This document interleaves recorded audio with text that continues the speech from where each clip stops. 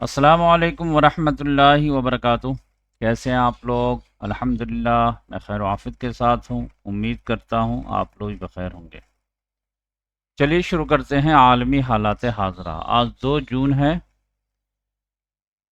दुनिया में क्या चल रहा है, ख़ास तौर से अमरीका, ईरान, इसराइल, लेबनान, गज़ा, फ़लस्तीन, सारे के मामला। कल मामला बहुत ज़्यादा नाजुक हो गया था और ऐसा लगता है कि हम लोगों की भी बात जो है, दिल की आवाज़ ईरान ने सुन लिया और उस पर अमल किया। कल मैं अपनी वीडियो में बताया था, थोड़ा सा फ्रस्ट्रेशन का इजहार किया था कि ईरान खामोश क्यों है जब लेबनान पे हमला हो रहा है, ख़ास तौर से वो जो किला फतह कर लिया था इसराइल ने। कि इसराइल तो दोबारा जंग रिज्यूम किया है वो ईरान की वजह से, और अब ईरान जो है वो खामोशी अख्तियार कर लिया, सीज़फायर कर लिया है और लेबनान को मार खाता छोड़ दिया है। ये भी मुनासिब बात नहीं है।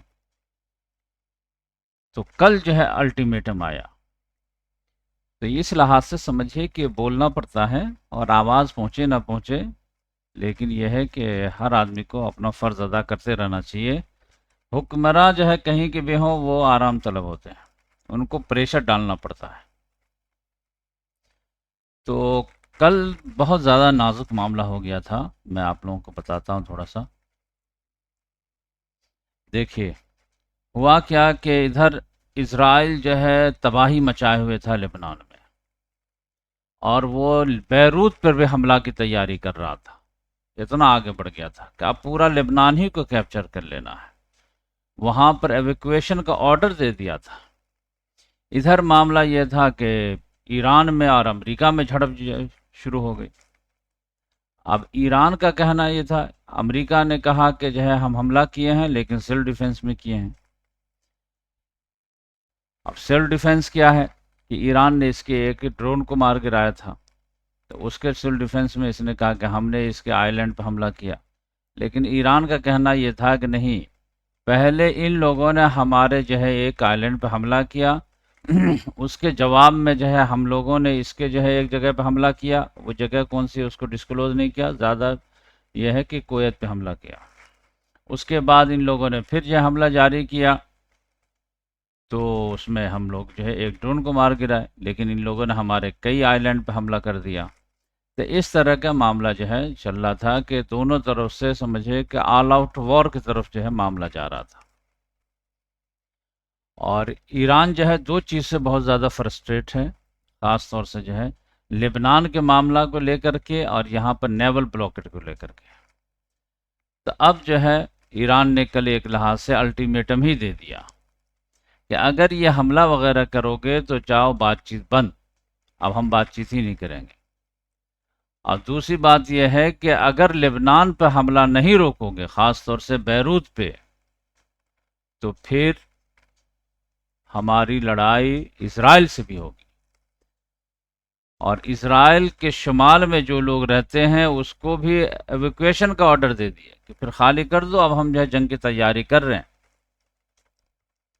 और इधर जो है ये भी ऐलान हो रहा था कि अगर अमेरिका ने नेवल ब्लॉकेट नहीं हटाया तो अब इधर भी कार्रवाई शुरू होगी।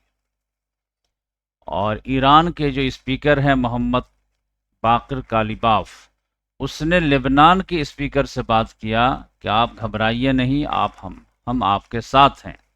अगर इसने लेबनान पे हमला कर दिया, यानी लेबनान की राजधानी पे बैरूत पे, तो फिर हम भी जंग का ऐलान कर देंगे। और फिर जो है जैसे दमादम मस्त कलंदर वाला मामला था वैसे ही शुरू हो जाएगा। तो जो होगा देखा जाएगा। फिर इशारा इसने ये भी दिया ईरान ने कि फिर से दोबारा हम जो है स्ट्रेट ऑफ हॉर्मूज को मुकम्मल बंद कर देंगे, चौकअप कर देंगे। तो अभी तक कुछ ना कुछ को जाने देते हैं ना, फीस वगैरह लेकर, बिल्कुल कंप्लीट हॉल्ट कर देंगे। और नंबर तो बाबल मंदब को भी बंद करने जा रहे हैं, क्योंकि अब जो है लेबनान की जो है कैपिटल की बात आ गई है। तो लेबनान वाले भी जो मोबिलाइज हो गए, ये यमन वाले भी, तो बाबर मंदब भी बंद होने वाली है, स्ट्रेट ऑफ हुर्मुज भी, और शुमाली अमरीकी इसराइल से जो है एवेक्यूएशन का ऑर्डर आना शुरू हुआ।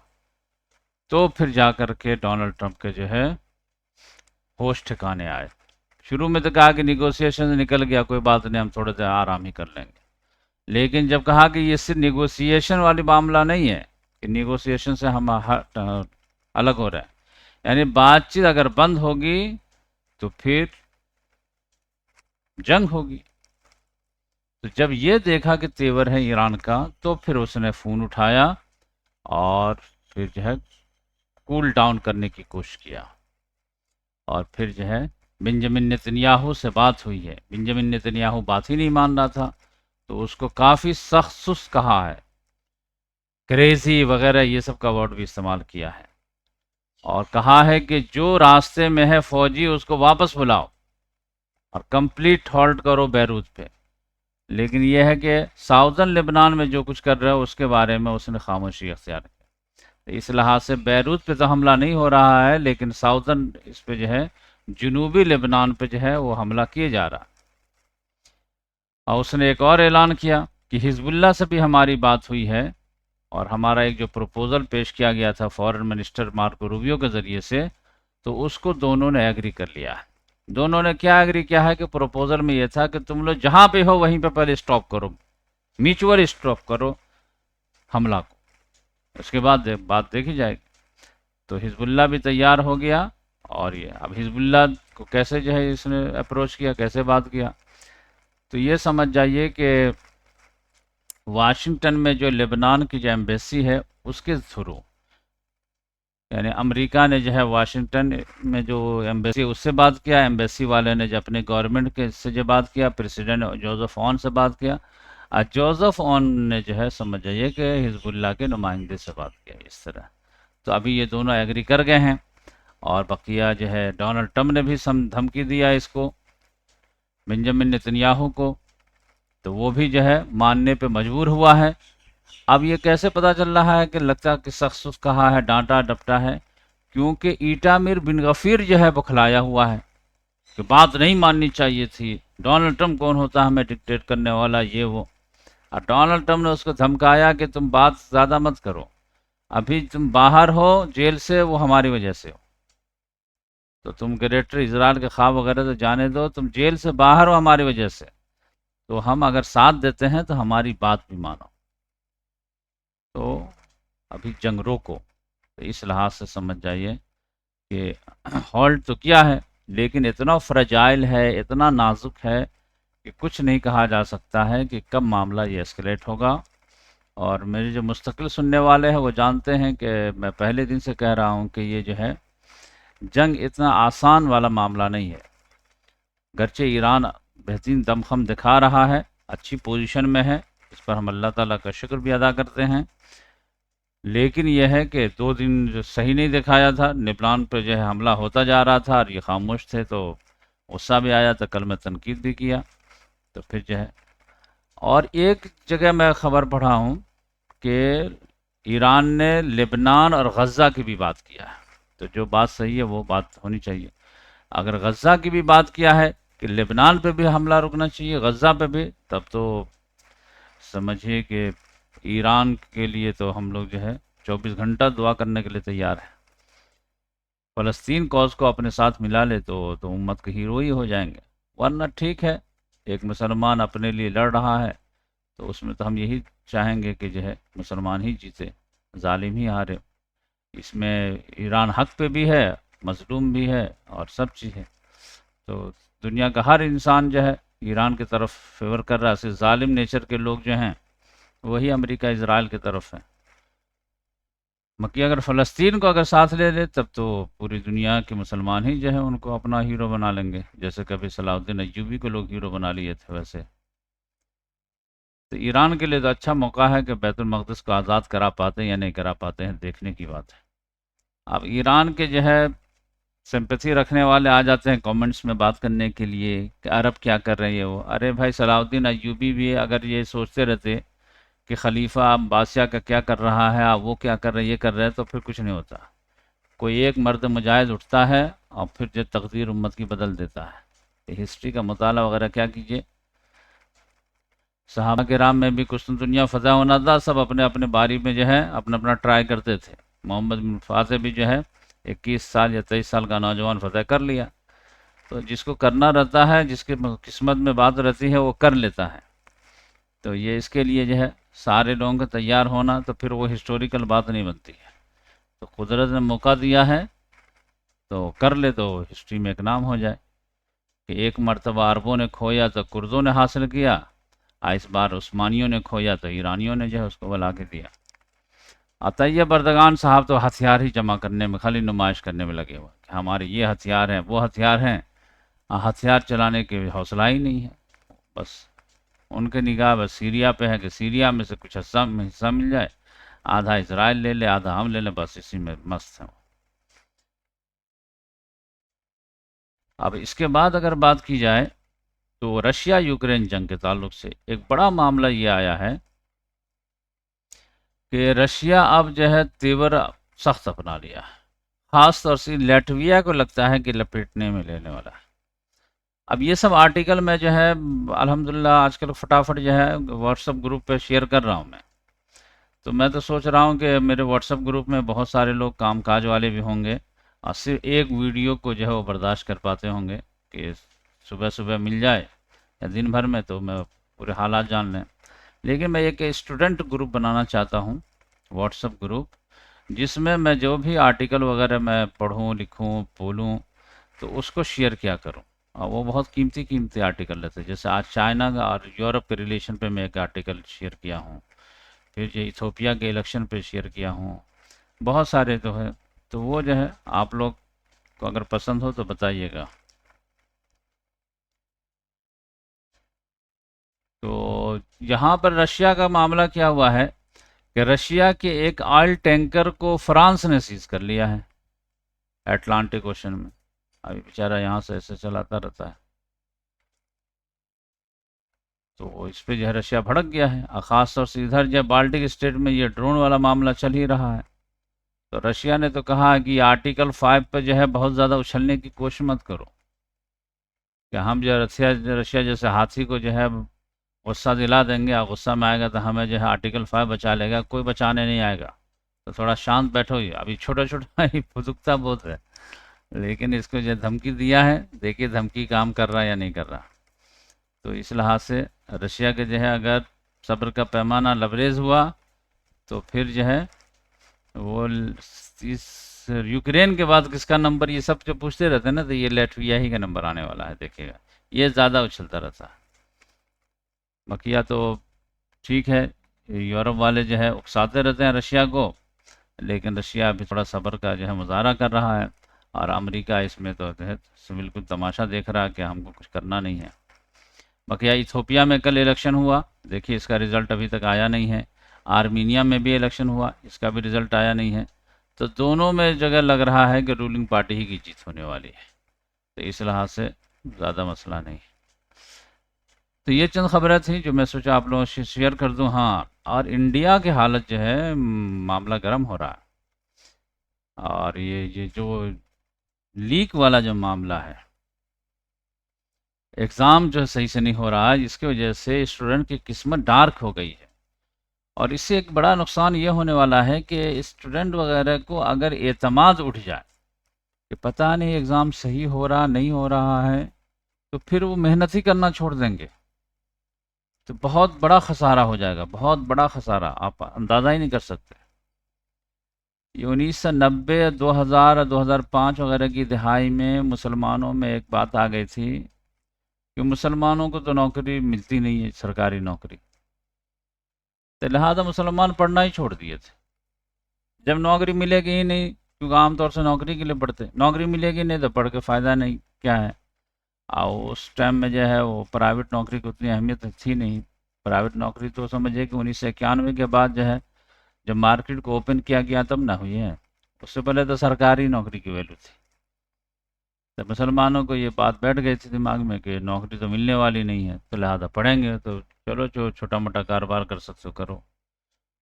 तो उसके वजह से वो पढ़ाई बिल्कुल पीछे चले गए थे। ये तो जब प्राइवेट जो कंपनियां आए हैं ये ग्लोबलाइजेशन और ये सब जो हुआ है, तब जा कर के जो है मुसलमान पढ़ना शुरू किया है।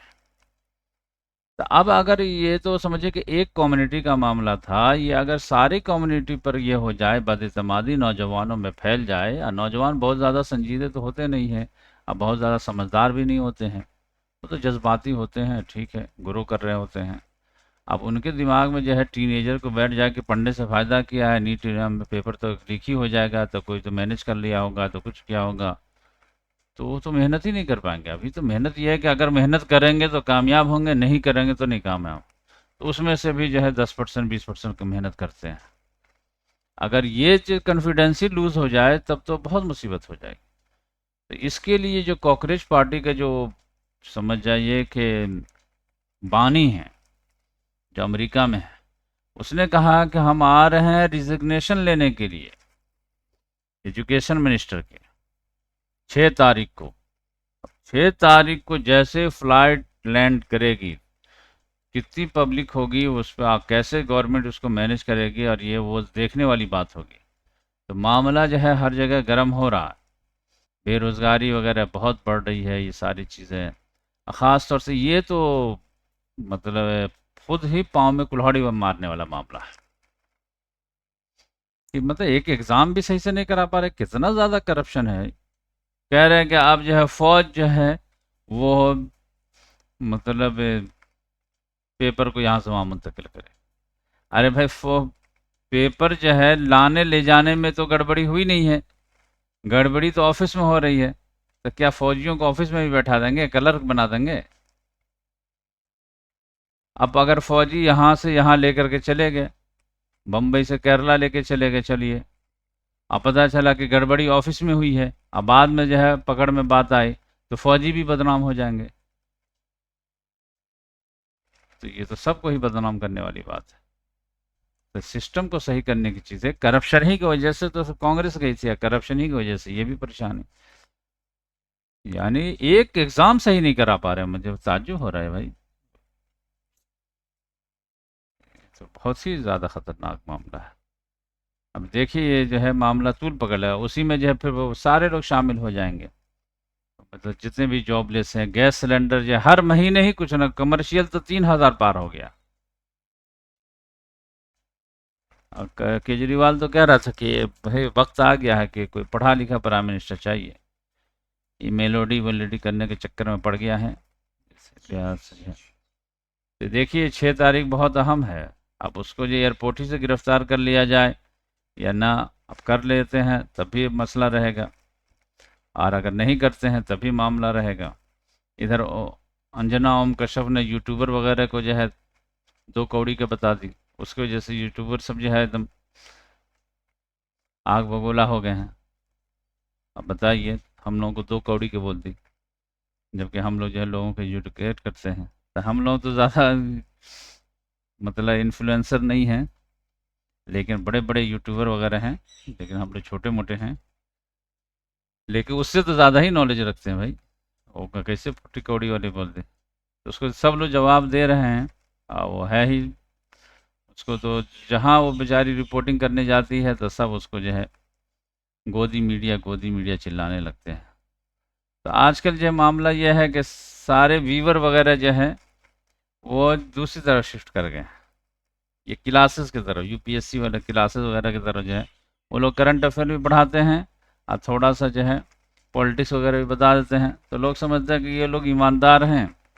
तो मैन स्ट्रीम मीडिया ही छोड़ दिए, मैन स्ट्रीम मीडिया की जगह पे जो है अल्टरनेट ये आ गए।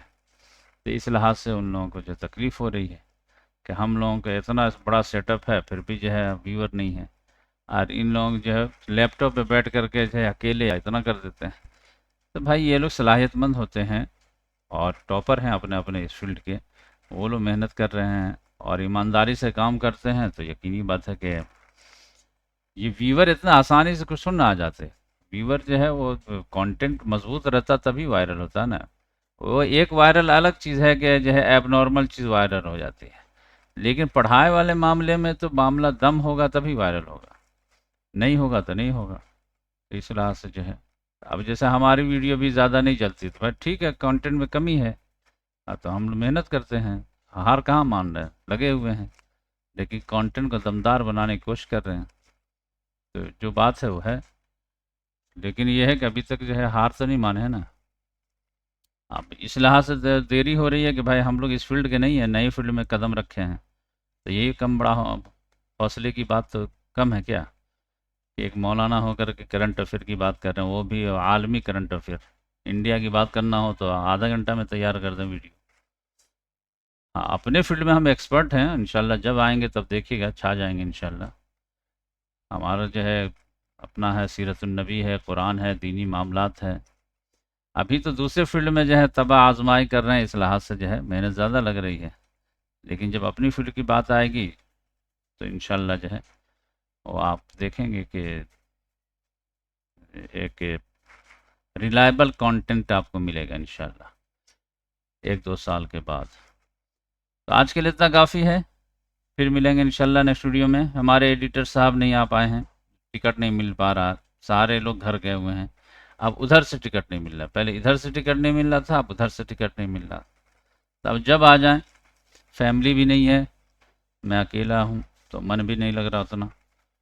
तो ठीक है, मैं वीडियो बना बना के दे रहा हूँ, आर्टिकल मैं ज़्यादा शेयर कर रहा हूँ। तो जिन लोगों को भी जो है मेरे व्हाट्सएप ग्रुप में शामिल होना है, तो उसके लिए जो है ये नंबर पे आप मैसेज करें 7756942595।